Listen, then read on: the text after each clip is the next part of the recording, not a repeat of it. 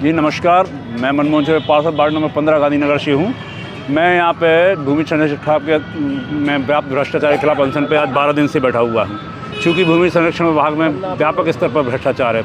पिछले वर्ष भी हम लोगों ने सरकारी के खिलाफ अनशन किया था, जिसमें एक कलेक्टर साहब ने जांच कमेटी बनाई थी, जिसमें जांच कमेटी में ये BSA जो अभी मौजूदा है ये दोषी पाया गया था। तो अभी उस जांच रिपोर्ट को प्रशासन द्वारा सार्वजनिक किया गया।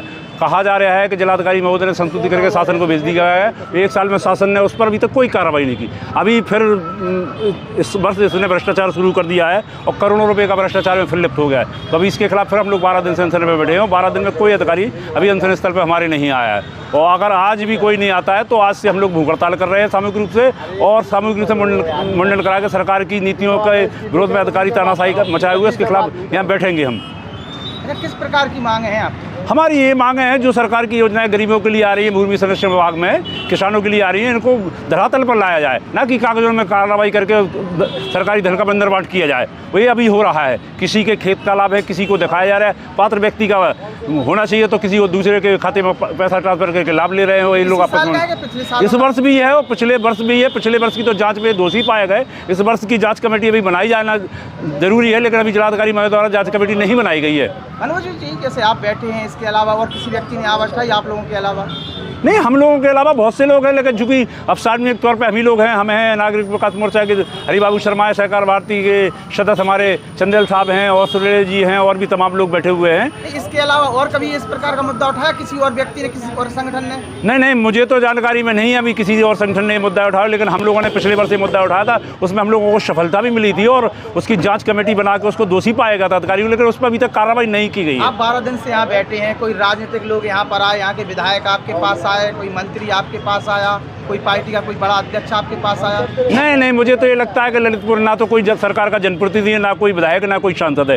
यहीं जिले में सुनने में आता है कि 3 दिन से मंत्री भी यहाँ निकले हैं। सरकार के 8 साल बेमिसाल का कार्यक्रम भी यहाँ आयोजित किया गया। 3 दिन बड़ा मजमा जुड़ा रहा, सुना है यहाँ कल्याण सिंह सभागृह में, लेकिन हमारे अनशन स्थल पर किसी ने आना उचित नहीं समझा। बगल में यहाँ जहाँ अनशन स्थल से मुश्किल से 500 मीटर की दूरी पर सदर विधायक जी का मकान है, लेकिन उन्होंने भी यहाँ आना उचित नहीं समझा। अब क्या कारण है, सरकार की नीतियों को क्यों जनता तक नहीं पहुँचाना का काम कर रहे लोग? विधानसभा का मैटर है कि एक विधानसभा का? ये दोनों ही विधानसभा का मैटर हो सकता है। तो जिले का मैटर है तो सारी विधानसभा में भ्रष्टाचार फैला हुआ है, चाहे वो मैरोनी हो चाहे ललितपुर हो। नेताओं के प्रतिनिधि भी बहुत घूम रहे हैं, वो उनमें से कोई आपके पास आया? कोई ना तो कोई नेता इधर आया, ना कोई प्रतिनिधि आया, ना ही कोई और भी जो जनसेवी कर्मचारी हैं, ना वो आके वो पूछे कि आप लोग बैठे क्यों हैं यहाँ पे 12 दिन, क्या तकलीफ है। ना कोई अधिकारी यहाँ से अधिकारी सामने से निकल जाते, लेकिन कोई रुकने की जहमत नहीं समझता। मीडिया का क्या सपोर्ट रहा है इन 12 दिन? मीडिया का सपोर्ट है, मीडिया अपने हिसाब से काम कर रही है। अब जितना मीडिया को समय मिल रहा है, जो मीडिया बंधुओं को जानकारी है वो आके हमारा सहयोग कर रहे हैं, और उसी की वजह से तो आज हम इस मुकाम पे बैठे हैं कि हम 12 दिन से अभी बैठे हुए हैं। भ्रष्टाचारियों के खिलाफ जैसे आप लोग आवाज उठाया, भ्रष्टाचार के खिलाफ आवाज उठा रहे हैं,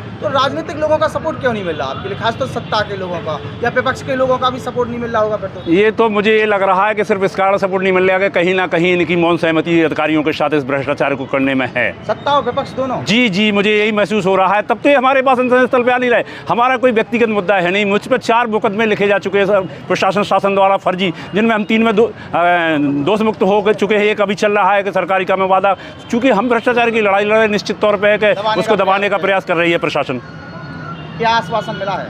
अभी आश्वासन के तौर पे कुछ नहीं मिला है। रेवड़ी मिली हुई है। अभी 1 घंटे और बैठे हुए हैं। अभी LIO का फ़ोन आया था, एक अधिकारी आए थे, कल रुकिए आपका मामला प्रशासन के संज्ञान में, अभी आप मुंडन कार्यक्रम थोड़ी देर के लिए स्थगित कर दीजिए, हो सकता है कोई अधिकारी आपके पास जल्दी आए।